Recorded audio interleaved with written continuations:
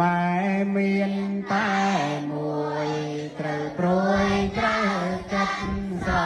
ឡាញ់អាណិតយកចិត្តต้องដាក់ម៉ែមានតែមួយត្រូវព្រួយត្រូវចិត្តស្រឡាញ់អាណិតយកចិត្តต้องដាក់មើលថែឲ្យល្អដល់វត្តថ្នមថ្នាក់ដោយក្តីស្មងស្ម័គ្រនឹងអ្នកម្ដាយថ្លៃម៉ែមានតែមួយអំណរសាទរប្រពៃម៉ែមានតែមួយ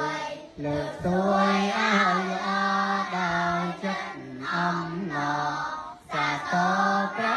ពៃខាងស្គងសៃមកហារតីត្រូវឲ្យអំឡៃផ្នែកថ្លៃឲ្យគួងម៉ែមានតែមួយ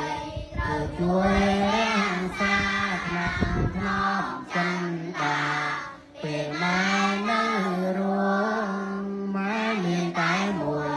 ត្រូវជួយរាំងសាថ្នាក់ថ្នមចិនដាពេលម៉ែនៅរួមសោកខ្លាយអាណិតស្រណះពេលម៉ែលែងរស់នៅលើ